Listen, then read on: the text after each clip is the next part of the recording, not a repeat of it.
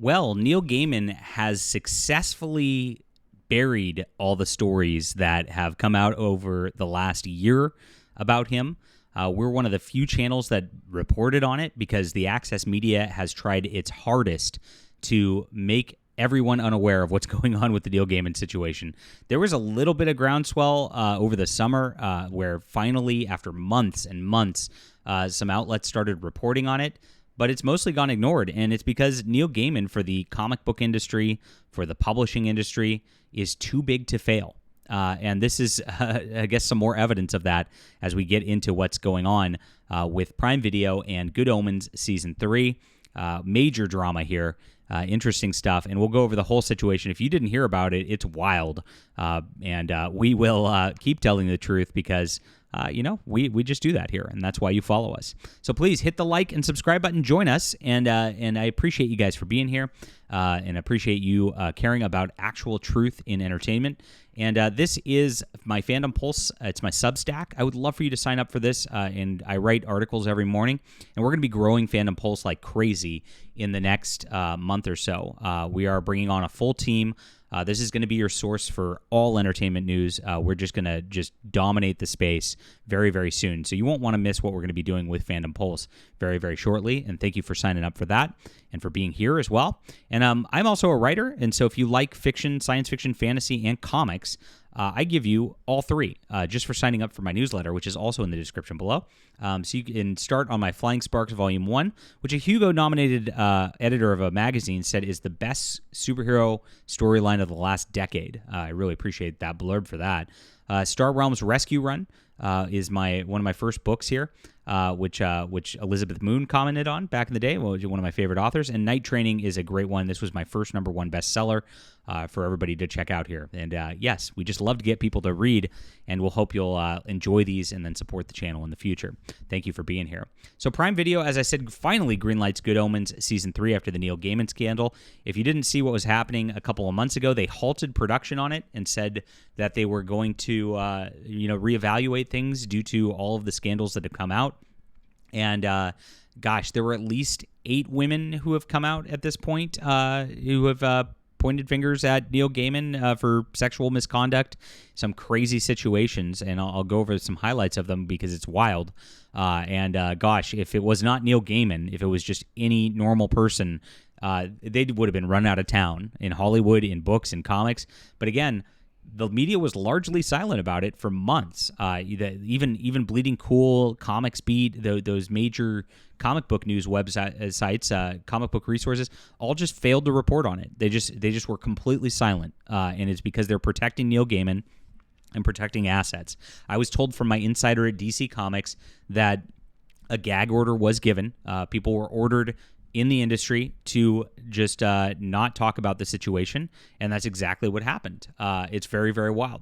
Now, on the other end, Neil Gaiman hired a crisis firm, a PR crisis firm, to go out and it was using bots to flood social media with posts about the Sandman and Good Omens, just like positive posts about the work that he was working on, to try to put those to the top of the search engine so that the stories about his sexual abuse and the like were going to get suppressed. So very, very crazy stuff. Very much media corruption involved here, and that's why we're highlighting it, because that's a large part of what we do here. Now, this was finally greenlit after a couple months hiatus, like I said, and there's a caveat here. Neil Gaiman said he would take a back seat in his role, whatever that means, in order to do this. Now, he's already gotten paid for this show. This is already something he's done. All the writing is based on his work.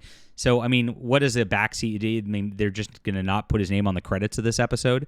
I mean, they must think their audience is just completely stupid if that's how they are. But that's how these media people operate. They do think the audiences are stupid. They kind of hate the audiences, and that's where it is.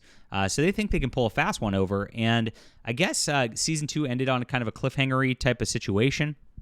And they were going to make a season 3 out of it. Now they have dialed it back to 1 episode. So they're going to remobilize the cast and crew and everything for just 1 episode. It is going to be a extended episode that's 90 minutes long to wrap up all the plots for the show. And that's going to be it. Now, this show's filled with degeneracy and all that, too. I mean, it's something that is is not not something I think is worth revisiting or anything like that. I couldn't even get through the book, to be honest, back in the day when the book came out. I think I got about 3 chapters in. It was kind of insulting to Christians, and it was like a bad Terry Pratchett novel because Neil Gaiman was writing it. And so this is what the show's based upon. Now, over the summer, Neil Gaiman's Detective Dead also got canceled by Netflix. Disney also put on hiatus a Graveyard Shift. Not Graveyard Shift, the Graveyard Book. Sorry, I mixed things up.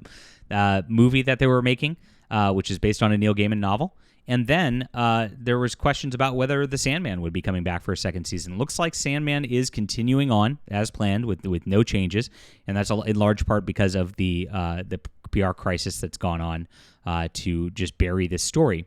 Now, Neil Gaiman was accused originally by 2 women, one of whom was a nanny who was working for him and Amanda Palmer. And she came over, and apparently he asked her to get in the bathtub with him. While she's 20 and he's like 21.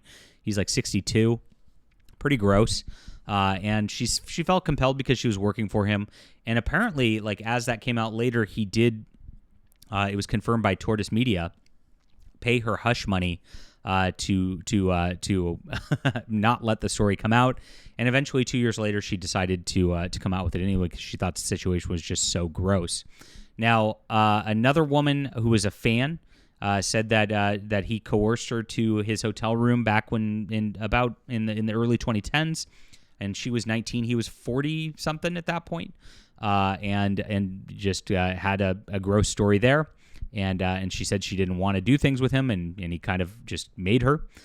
So that is the second one that came out. Then a woman released a podcast of her like therapy sessions because it was a very similar situation. She was a young girl, big fan of Neil Gaiman, and he would just he started acting weird with her, like reenacting his marriage to Amanda Palmer with her, like the marriage ceremony. And then ended up doing Skype calls where he would just take his clothes off like completely and the like. Very weird. And then it ended up with like a groping session in the back of a bus where she didn't want to do it, and eventually that killed their quote friendship, as he liked to call it.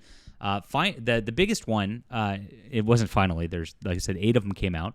The biggest one was a groundskeeper's wife at his property in New York. The groundskeeper apparently died at some point, and this woman was there with her kids, and he let her live there for a while, but there was a caveat to that, allegedly, and he apparently was forcing her to stay on the property or threatening eviction rather, quite the other way around. If she wouldn't perform sexual favors for him. So it was you perform sexual favors for your rent, basically, or you get kicked out and I throw you and your kids out on the streets. Now, that woman got hundreds of thousands of dollars in hush money, according to Tortoise Media, and so he paid her off as well, and made them, I believe one of these 2 women, I forget which one, signed an NDA because, you got to make that non-disclosure agreement for the hush money and all that. But multiple women were paid off to try to just make this clamp down. Now, Neil Gaiman was in like this like weird polyamorous relationship with Amanda Palmer during this entire time, and it looks like he just was kind of a weasel who used his fantasies all over to do gross things, and it all started to come out. Allegedly, Amanda Palmer told one of the women that there were at least 13 others who had similar experiences. So while there's been 8 of them that have come out, there might be even more out there, and it might be even crazier. And that's probably why the PR crisis firm was involved to try to put a clamp down on this. And it apparently worked. Like I said, if anybody else had this level of craziness going on, there's no way they'd be having TV shows come out and the like. Folio societies doing versions of his books, which are big collector's edition versions of his books. They're still primarily being shown on their website. It's crazy stuff. But here we are. They don't care in Hollywood. There's no morals here. It's all about the money, and Neil Gaiman has to be protected. Leave a comment down below with what you think about this. Please hit the like and subscribe button. Join the Fandom Pulse Substack here in the description below. And also sign up for my newsletter and grab some free books. Thank you guys so much for being there. Really appreciate you.